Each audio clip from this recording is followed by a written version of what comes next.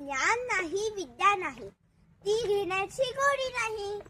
बुद्धी असून चालत नाही, तयास मानव म्हणावं का? ओळखत का मला? म्या सावित्री सावित्री ज्योतिराव फुले, सातारा जिल्ह्यातील खंडोळा गावातील नायगावच्या खंडोजी नेवासी पाटलांची मी कन्या. अवघ्या 9व्या वर्षी म्हणजेच भातुकलीच्या खेळण्याच्या वयात माझं लग्न ज्योतिराव फुले या माणसाशी झालं. अन हळूहळू मला कळू लागलं की ज्या माणसाशी माझं लग्न झालंय ना, तो एक सर्वसाधारण माणूस नाही, तर या जगाला ऊर्जा देणारा एक क्रांती सूर्यच आहे. त्या काही बायकांनी उमरा ओरडण्याची पद्धत नव्हती. बाईच्या जातीने कसं आपण बरं, आपलं घर बरं आणि आपली घरातली माणसं. त्या काळी स्त्री पुरुष उच्च नीच यांमध्ये लई भेदभाव होत आणि त्या सर्वांवर एकच उपाय, ते म्हणजे शिक्षण. शिक्षणाचा ध्यास एकच खुश ज्योतिरावांच्या मनात होतं.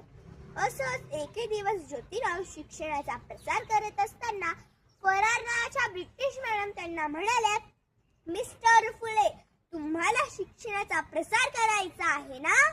So educate woman first, then she will woman educate, full house educate. पण तुम्ही माणसं वुमनला घराच्या बाहेरच पडू देत नाही. So bad mister Phule, so bad. आणि झालं. आणि ते आले की माझ्याकडे पाटी पेन्सिल घेऊन आणि मला म्हणाले, सावित्री, आजपासून मी तुला शिकवणार. झालं. सुरू झाला माझा अभ्यास. काना, मात्रा, विलांटी, आकार उकार, बेक बेर, बेदुरी 4, बेत्रिक 6, हाच ध्यास. मी लिहायला शिकले, वाचायला शिकले आणि कव्वा सुद्धा रचू लागले. अशातच 1 जानेवारी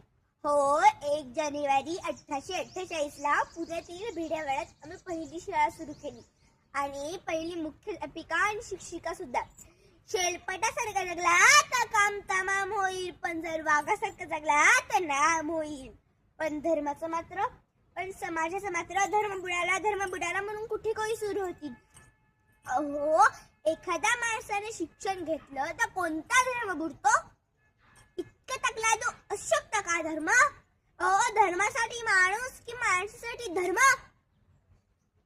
अहो, शाळेत जाताना चिखल फेकलं तरी मी सहन केलं, शेण मारलं तरी मी सहन केलं, चुकलं तरी मी सहन केलं. आता माझ्या सहनशक्तीचा अंत झाला होता.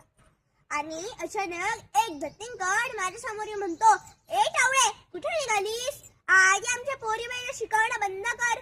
अगं, तुला तुझी आबरू प्यारी शिक्षण. कदाचित त्याला माहित नसावं की आम्ही सुद्धा ज्योतिराव फुले यांच्या पत्नी आहोत. अशी घेतली आणि सनकल लावली आणि सुनावलं. आज आलाच थोबाड फुटलंय. जर पुन्हा आला